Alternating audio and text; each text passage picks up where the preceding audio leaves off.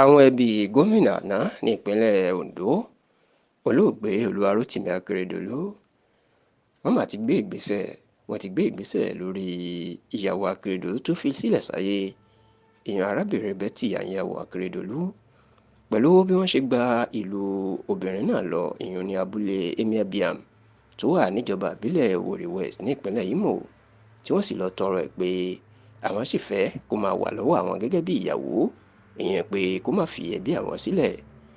Ẹ rántí pé lọ́jọ́ 27 oṣù kejìlá ọdún 2023 tó kọjá yìí, ìní Akérédolú kú sórílẹ̀-èdè Germany lẹ́yìn tí ó ti fi ọ̀pọ̀lọpọ̀ oṣù tó ti fi ṣàìsàn. Ṣá o, nínú àṣà àwọn Ìgbò, wọ́n ń pe àṣà kan ní Ngbáfúnpẹ́. Inú àṣà yìí, tẹlifíṣàn Yorùbá Tòótọ́ gbọ́ pé bí ọkọ obìnrin bá kú, ìyẹn ọkùnrin ọkọ ọmọ Ìgbò tó bá kú, àwọn Ìgbò wọn yóò béèrè lọ́wọ́ àwọn ẹbí náà wípé ṣé wọ́n sì fẹ́ kí ọmọ náà kó wà ní agboolé wọn kó sì wà gẹ́gẹ́ bí ìyàwó, tàbí wọ́n fẹ́ yọ̀ǹdẹ̀. Tó bá jẹ́ pé wọ́n fẹ́ kó wà bí ìyàwó, wọn yóò kó àwọn obì, orógbó epo pupa àti àwọn nǹkan míì, wọn yóò kó lọ fún àwọn ẹbí náà láti tọrọ obìnrin náà gẹ́gẹ́ bí ìyàwó. Ṣùgbọ́n tí wọ́n bá láwọn ò fẹ́ mọ́, wọn ló ní àwọn ètùtù kan tí wọn yóò ṣe kí obìnrin náà tó máa lọ. Ní báyìí, àwọn ẹbí Akérédolú wọn ti ṣàbẹ̀wò sí àwọn ẹbí Betty Anyanwu, ìyún ẹbí obìnrin àkọ́kọ́ lánàá lórílẹ̀ ní ìpínlẹ̀ Ondo ní abúlé Emiabiam tó wà níjọba ìbílẹ̀ Owerri West.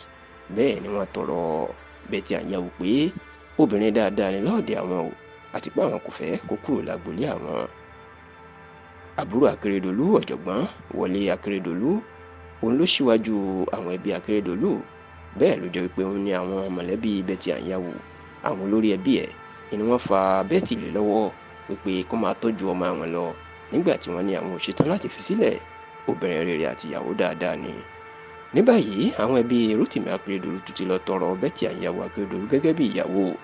Bẹ́ẹ̀ ni wọ́n ti san epo pupa, obì, orógbó, ẹran, ewúrẹ́ àti àwọn nǹkan míì tí wọ́n ń gbà ní ilẹ̀ Ìgbò láti tún tọrọ ìyàwó, tó sì jẹ́ wípé Betty Anyanwu Akérédolú yóò sì máa wà nínú ilé Akérédolú lọ gẹ́gẹ́ bí ìyàwó.